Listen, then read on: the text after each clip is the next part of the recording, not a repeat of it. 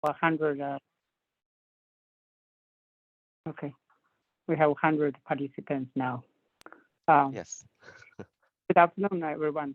This is Yunzhi Cheng from ERCOT Operations Support. I'm very happy to have the opportunity to talk about our preliminary assessment of grid forming inverter-based energy resources in ERCOT grid. I was asked by we to speak about the grid forming from our studies.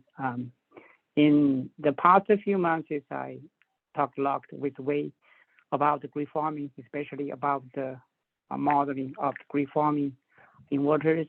And through Wei, I also learned a lot from about the UNIFI, and also I found a lot of excellent reference and document from this grid forming technology from UNIFI.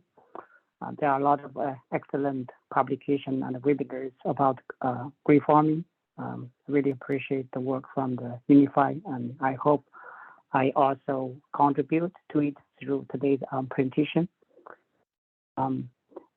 As the title mentioned, so we recently run grid forming studies or impact studies and find out what impact of the grid forming batteries on ERCOT stability performance. Before I talk about detailed studies, I'd like to give you some kind of a brief introduction of our grid. As you probably know, we have 3 interconnections in North American continent: East interconnection, West interconnection, and Texas interconnection or ERCOT interconnection. We are kind of pretty much isolated from outside because we don't have any AC connections. We do have a few DC connections, but the total capacity is about only 1,220 megawatts. So it's really pretty much isolated. And we cover 90% of ERCOT load, Texas load, and 75% of Texas land. And here are some quick facts about ERCOT. We recently set up a summer peak load record, more than 85 gigawatts. It's huge increasement compared to 2022. It's about 9% increase of load from 2022. And ERCOT has a lot of renewables, including wind and solar. Right now, we have more than 37 gigawatts wind installed capacity, and our wind generation output record is more than 27 gigawatts. And more important, we set up a wind penetration record of 69%. Basically, at the time, 69% of ERCOT load is served by wind generation only. Considering we are pretty much isolated, so this number is pretty high. That's the wind part, and the solar part, we have right now 17 gigawatt solar capacity, and the total output of solar output record is more than 13 gigawatt, and solar penetration record is 33%. This really about our ERCOT quick facts, and those pictures show our wind addition by the year. In 2010, we have close to 10 gigawatts, and right now we have more than 37 gigawatts, and it will increase to about 42 gigawatts by 2025. So we have a lot of wind, and right now wind is kind of slowed down compared to the rapid increase in the past. So we look at different color. The blue one is basically the operational capacity. The purple one is the IA, means interconnection agreement signed, and financial security post, means they already paid the financial commitment. So the chance of those units be installed is very high. And then the green one is just signed IA, but no financial commitment. So that's the wind. And solar recently increased a lot. In 2015, we only have 300 megawatts. But right now, we have close to 18 gigawatts. And in the future, it's even higher. It will be, by 2026, it will be 50 gigawatts of solar. It will be even more than the wind. And then this is the battery. Battery also recently increased a lot. In 2020, we only have 275 megawatts. But right now, we have close to 4 gigawatts of batteries. And then in 2026, we probably will have 17 gigawatt of batteries. So a lot of wind, solar, and batteries. And as you know, they are all RBR, right? The inverter-based resources. This picture shows the recent IBR turbine events from 2016 to 2022. And for ERCOT, the most two famous events are Odisha events and Odisha 2 events. One in 2021, another one in 2022. And both events, we lost a lot of units, especially the solar ones. 2021, we lost 1.7 gigawatts for Odisha event 1. In Odisha event 2, we lost 2.5 gigawatts. And most of them are solar units. Such large unit trip is really concerning to us. It basically shows the existing performance requirements and non-mandatory guidelines, alerts, and education have not been effective. So we feel there's need to strengthen the system to increase the system reliability. So I think we require the detailed performance requirement, monitoring, and validation to support the reliable transition to the RBR-dominant power system.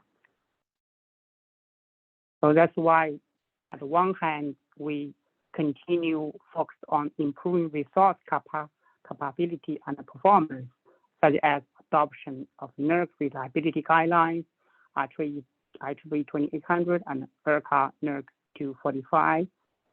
And on the other hand, we try to improve the transmission system, such as strengthen the grid. Like recently, we recommend about 2100 MVA synchronous condensers in West Texas to strengthen the West Texas grid. And we feel that both are needed. Improve the resource capability, performance, and also improve the transmission system. Both are needed to maintain the reliable operation of the ERCOT grid.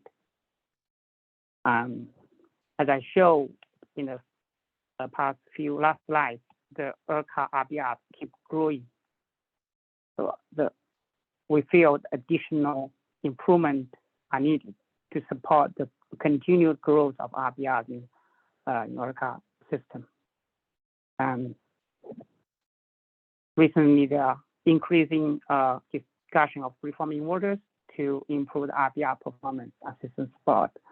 So in other regions with higher penetration of RBRs, for example, AMO, UK, and Hawaii. So that's why ERCOT planning and operations work together to evaluate the potential application of the grid forming and batteries in ERCOT grid.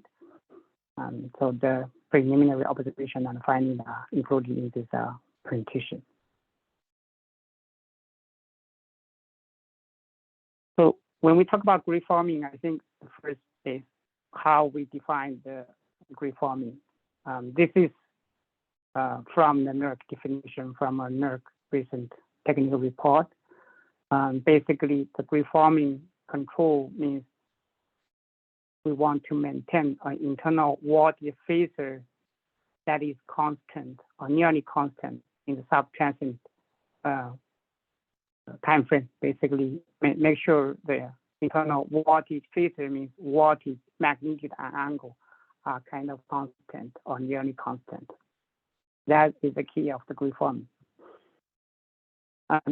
We also compare the grid forming with grid following and also synchronous machines in terms of the grid support function. And this is what we found from a recently published book. As you can see, the grid following, they don't contribute to system inertia, but grid forming, they do. And also the grid forming provides fault current, and also grid following. And it also contribute to the phase jump power, but not grid following.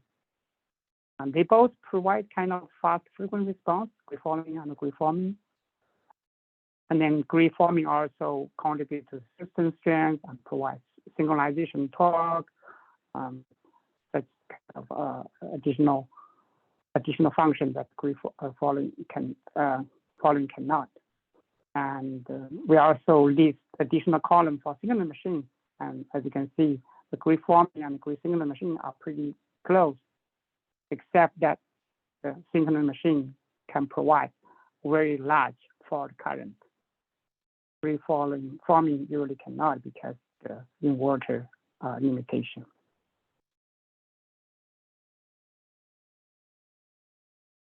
And this one basically lists the potential use case for grid forming, like the function of grid operations, damping or oscillation damping, response to phase jump, inertial response. In our study, we focus on the weak grid operation.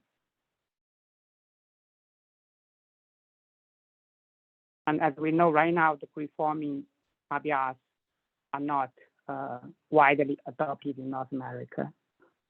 And right now, I think the focus, the primary focus of grid forming is really about the battery, because the battery can provide the energy buffer. This table is also from a recently published NERC report. It shows the grid forming project location, size, and the timing. As you can see, most of them are in AEMO, Hawaii, and Europe.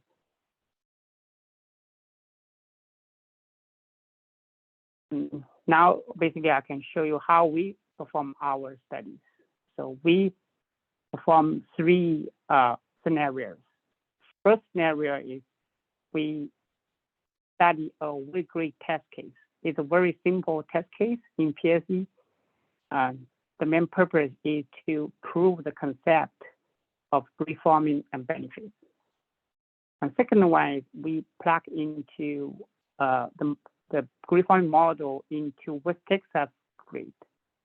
And we perform some studies in West Texas and see what the benefit for West Texas. And the third scenario is actual ERCOT local area with identified stability constraints. And we also plug into the grid forming battery model inside that local area. And we studied the PSC simulation and also PSCAD simulation to identify the stability performance improvement. And in our studies, we use the model provided by PNL and also EPRI. So thanks from PNL for providing the grid forming and PSC and PSCAD model, and also DPAC from PNL for providing grid forming PSC and PSCAD models. So as I said, the first scenario is a weak grid test case. We create this simple test case a few years ago. The main purpose is really to mimic some stability challenges in ERCOT. So it's very simple. We have 3 bus system. So bus 1, we have a grid following unit. And then bus 2, we are also another grid following unit. Bus 1, bus 2 basically represent the ERCOT system, ERCOT area that we have a large amount of renewables, but with very limited load or low load. And then bus 3 kind of represents the load center. So we have load, and also we have a signal generator here to maintain some kind of system and strength. And then we perform the studies of MS1, MS2, and MS3. So we first trip one line from bus 1 to bus 2 as MS1. And after 10 seconds, we trip another line from bus 1 to bus 2 as MS2. And then the last one, we trip one single circuit from bus 2 to bus 3 as MS3. And then we run the simulation in PSE, and we find out for MS1 is stable, but for MS2, MS3, they are not stable. And the stability is really a weak grade, a typical weak grade instability. Then we add 2 grid-forming batteries to bus 1 and bus 2 individually, and each size is 70 MVA. And then we plug into the model from PNL and also ERCOT. I think the response are pretty consistent. As you can see, with 2 grid-forming inverters, like bus 1, bus 2, it improved overall system stability and the weak grid condition. We can make not only M1 stable and also Mi2 stable and even Mi3 stable. So it really shows the addition of the grid-forming batteries improve the overall system stability performance and weak grid condition. So it's really approved the concept of grid-forming. And second is West Texas study case. We have more than 35 gigawatt RBRs, wind, solar, and batteries, including 2 gigawatt batteries in West Texas. And in West Texas, the load is very limited, and also the single machine are also very limited. In fact, in this study, we purposely turned off all single generators in West Texas. But we did add 6 synchronous condensers. As I mentioned before, we proposed 6 synchronous condensers, total 2100 MVA in West Texas to strengthen West Texas grid to provide system security and resilience. And then we run the study to assess impact if the 2 gigawatt battery in West Texas are grid-forming. As I mentioned, we use the generic models provided by PNL and EPRI. Also, when we apply the grid-forming model of the battery, we did respect the current, the battery inverter maximum current capability.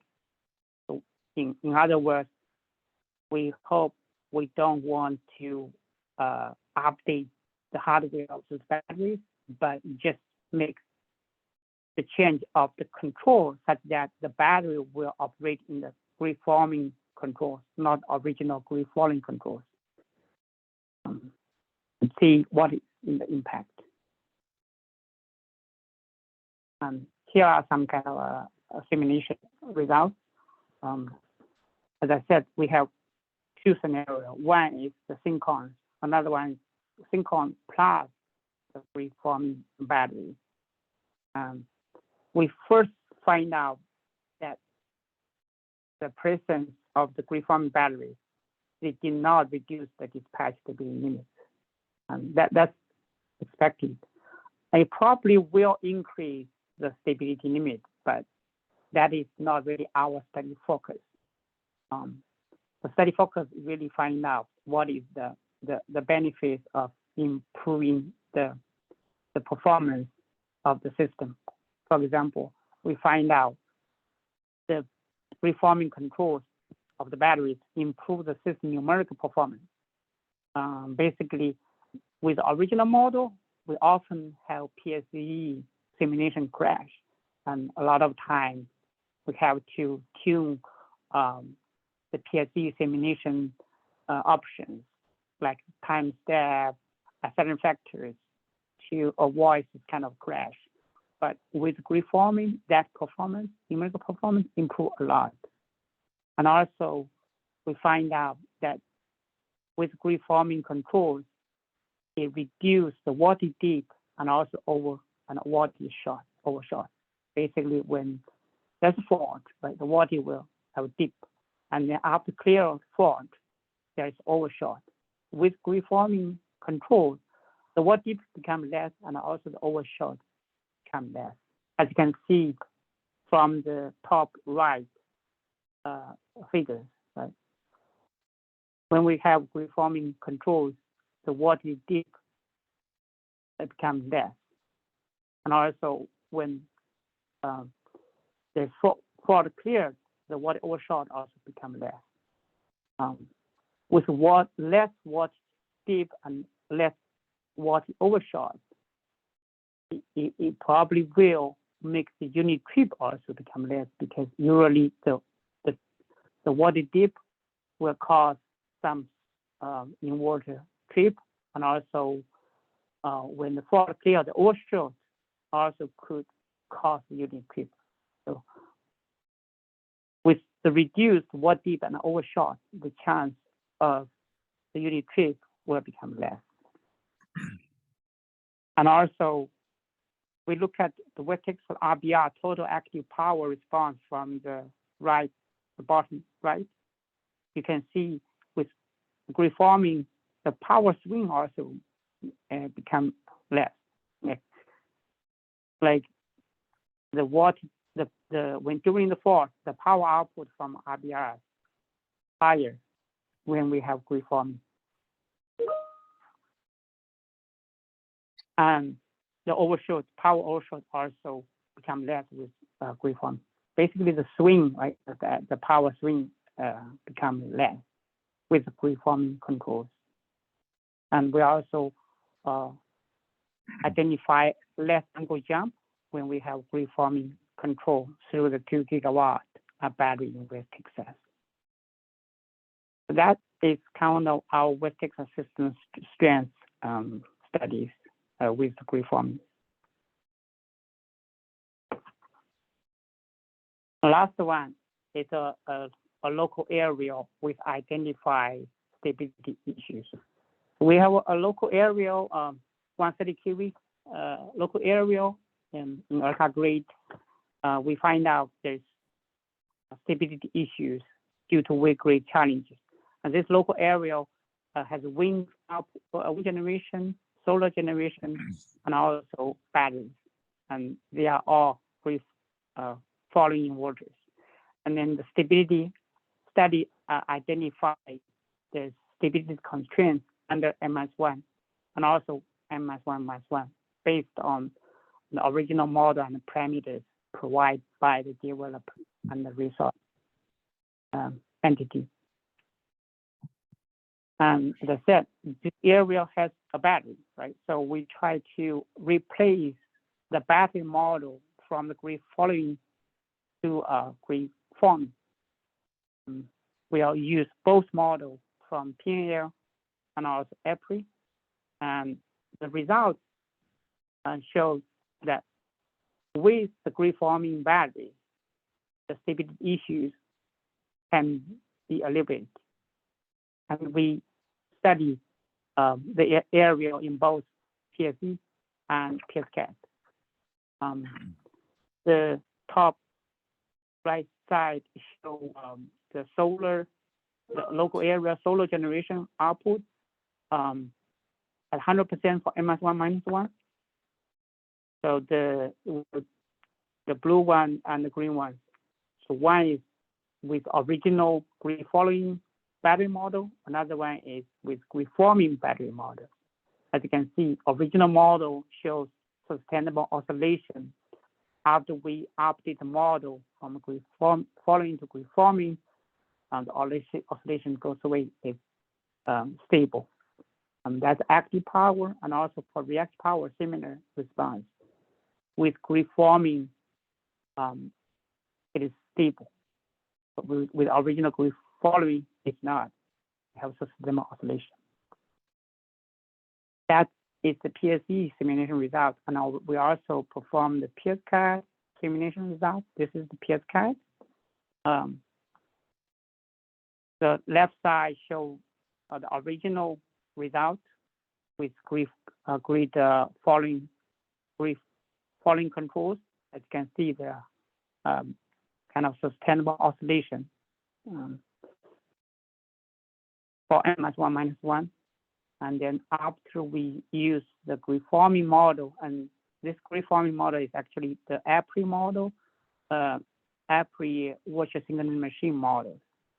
And as you can see, after we plug into the grid-forming virtual synchronous machines from ERCOT, we are able to achieve stable response at 100% dispatch under n-1 -1 condition.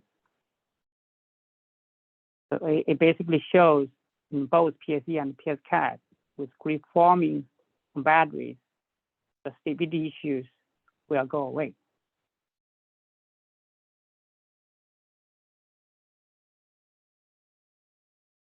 So that's kind of the three study scenarios. So we have summarized. We have a weak grid test case to prove the concept of free-forming benefits for the weak grid condition. And second one is we plug into the grid-forming model into 2 gigawatt batteries behind West Texas, and we show the benefits of the grid-forming controls, like the reduced voltage dip and voltage overshot and less power swing, and also the reduced the angle jump in West Texas. And the last one is if we have grid-forming control to the local batteries, we can solve the local instabilities in that local 130 kV area. So basically, this preliminary assessment really indicates that grid-forming batteries could be a viable option to improve the system dynamic response. They probably not solve all issues, but it really improves the dynamic response. It will still require some kind of proper control settings and correlations. In fact, I think we had a lot of discussion with Wei about like how we control the different batteries in terms of grid-forming parameters, like how to set them parameters, and also the grid-forming. I think it requires some headroom or energy buffer to provide adequate grid-forming support. Right now, we are working on the grid-forming battery requirement, including but not limited to the performance, the model, studies, and verifications. We expect all grid-forming batteries will be capable of meeting IEEE 2800 and also existing ERCOT requirements. Also, we expect the grid-forming batteries required to meet additional performance requirements. We actually recently released our IFP about grid-forming performance requirements. It was released in September 2023. We hope that we will find a consultant that can help us to create the grid-forming performance requirement. We will continue provide the regular update to the stakeholders and also welcome the comments to us.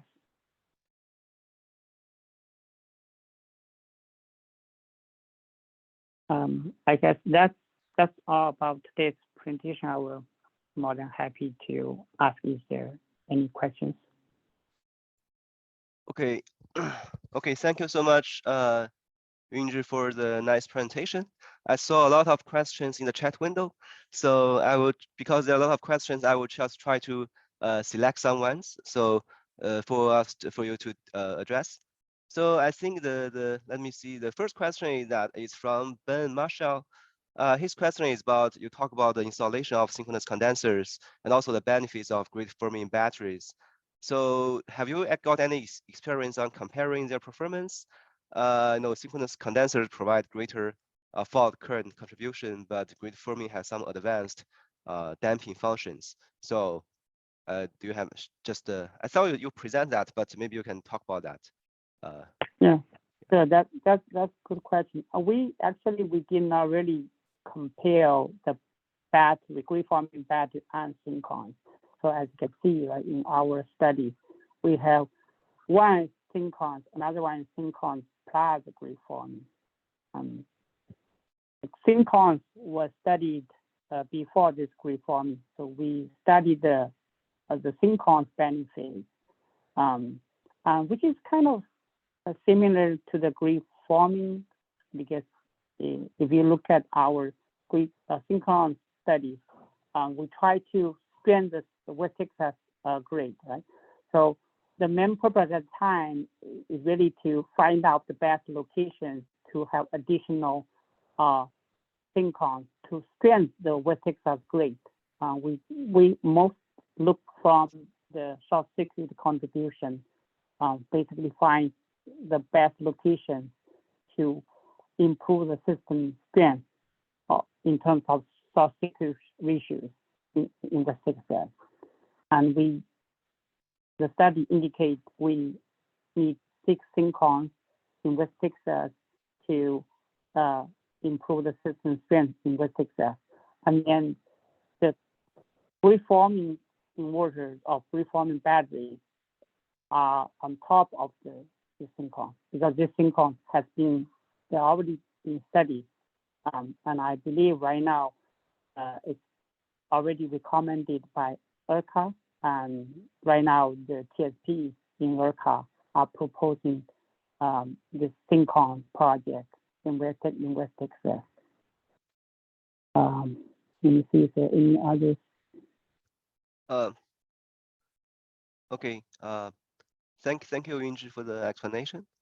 And I think I found another interesting question. It's not technical, but I think that's pretty important. So what's ERCOT's strategy to incentivize battery developers to provide grid firming instead of grid following? I think that's kind of a good question. So right now, there's no market incentive of grid forming or grid following. But as right now, I think there's no, you can propose grid forming if the units meet all the ERCOT current requirements. But in terms of the future grid forming, right now there's no incentive, like we have to, or right now there's no mandate also, but this also will be discussed in stakeholder process.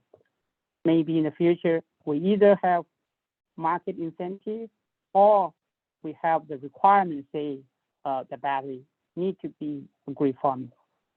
Right now, I don't know. Yeah, that's very good. Thank you so much for the explanation. So either market or maybe just become a requirement. So we don't know. See how it goes. And another question is, for the models used in the assessment, do you use droop control or virtual synchronous machine control or virtual oscillator control? And what is the maximum current capability considered for the models here? Maybe you can address first, and maybe I can discuss a little bit later, introduce a little bit more details there. This one? Yeah,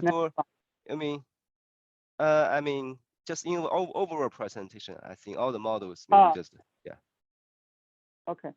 I think, like, for example, in this one, in this test case, scenario 1, the weekly test case, as I said, we use the model and also parameters provided by PNL and EPRI. I believe the PNL model is group based, and then the EPRI model is the virtual synchronous machine model. In terms of the overcount capability, I think this one is the default value from PNL, which is 1.5 overcurrent capability. For scenario 2 and scenario 3, because they are actual battery investing cells and also these local areas. So for those ones, we actually, as I said, we respect the maximum current capability of the existing units. We don't propose like 1.5 or higher overcurrent ability. So if the overcurrent capability is 1.2, then it's 1.2. If it's 1.1, it is 1.1. We did not purposely increase overcurrent capability. As I said, the main purpose really to compare the controls, the grid-forming and grid-forming controls, without the hardware upgrade. I think you want to come in. Yeah, thank you so much, Yunzhi, for the explanation. I just want to provide a little bit details because Pina and April provided the models. So I like to mention that here we provide the models. They are kind of generic model. They represent